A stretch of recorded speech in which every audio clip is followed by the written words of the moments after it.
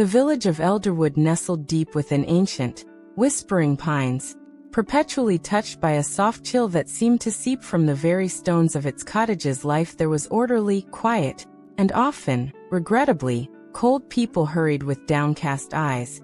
Conversations were brief and practical, and warmth was reserved for hearths, not hearts. Young Elara felt this chill most acutely. Orphaned and living with a stern, silent aunt, she often wandered the cobbled lanes, a lonely figure yearning for a spark of connection, a word of kindness that never seemed to come. The gray sky and the frost on the window panes mirrored the unspoken distance between neighbors, leaving Elara feeling like a ghost drifting through a world wrapped in frosty indifference. One afternoon, drawn by a flicker of warm light unlike any other in the gray village, Elara discovered a tiny, tucked-away shop she'd never noticed before. Its window glowed golden, filled with intricate gears, polished brass, and the soft, comforting scent of oil and aged wood. Above the door, a simple sign read "Horologian, Keeper of Time," hesitantly pushing the heavy oak door open.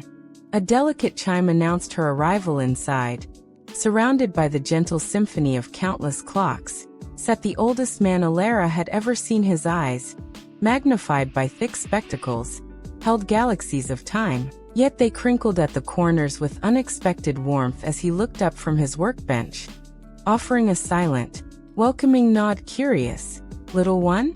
His voice was like dry leaves rustling, yet kind. He gestured to a magnificent clock dominating the back wall. Unlike the others with their steady, rhythmic beats, this one stood silent. Its face was carved from rich, dark wood depicting intertwined roots and branches, while its hands were crafted like delicate silver leaves frozen mid-tumble. "This," the old clockmaker murmured, his gaze fixed upon the still hands, "is a peculiar treasure. It doesn't measure the sun's journey or the moon's pull. It measures something far more elusive. It only ticks a euro when someone is truly kind." Elara stared, mesmerized by the silent beauty of it, the idea seeming both impossible and profoundly hopeful. In the cold atmosphere of Elderwood, the concept took root in Elara's heart. She began watching her own actions with intense focus. She forced smiles at grumpy Mrs. Gable, who merely scowled deeper. She offered to carry old Mr. Finn's heavy basket, but he snatched it away with a suspicious grunt. She carefully tidied her aunt's knitting basket, only to be met with a curt, "Don't meddle." Each attempt felt awkward, met with indifference or suspicion, and the clock in Horologian's shop remained stubbornly, heartbreakingly silent. A heavy sense of failure settled over her. Was kindness simply absent from Elderwood? Was she incapable of it herself? The silence of the clock seemed to mock her hopefulness, echoing the village's pervasive chill. Then, the unthinkable happened. One gloomy morning, Elara awoke to a profound, unsettling silence. Every clock in the village, from the grand town hall bell to the smallest mantelpiece timepiece, had stopped dead. Panic rippled through Elderwood like a cold wind. Appointments were missed, bread burned in ovens, and a deep-seated fear began to gnaw at the villagers.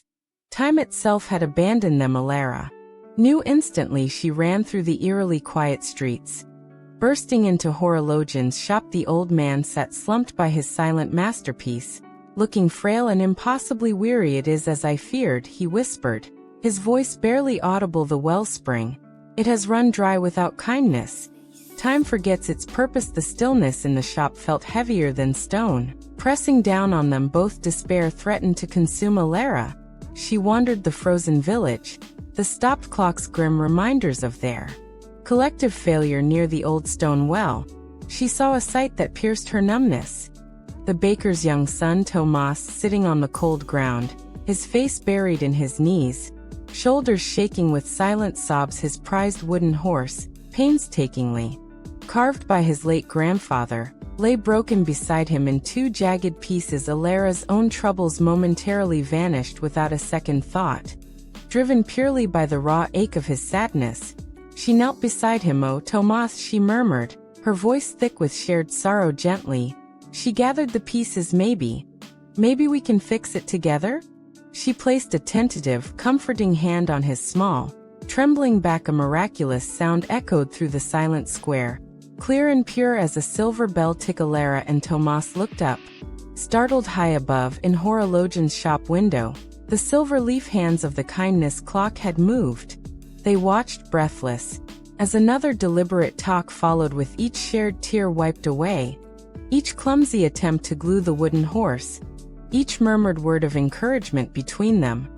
The clock marked the moments. Tick-tock tick. The sound grew stronger, steadier, a rhythmic heartbeat returning to the world as Tomas finally held his mended horse, a fragile, watery smile breaking through his tears. The clock's chime resonated deep within Elara, a profound understanding that true kindness wasn't forced, but flowed naturally from seeing and easing another's pain. The deep freeze gripping Elderwood began to thaw, inspired by the returning chimes and the sight of the two children.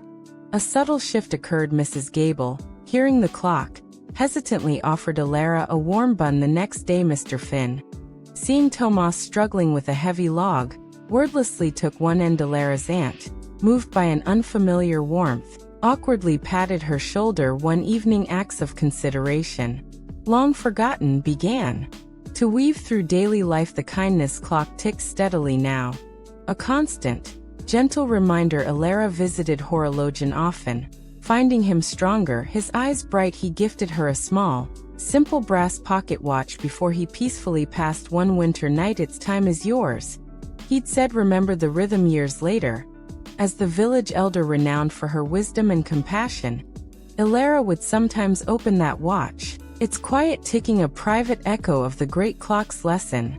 That time itself finds its truest measure not in hours, but in the boundless, quiet moments where one heart reaches out to heal another, creating ripples of warmth that last far beyond the turning of the world.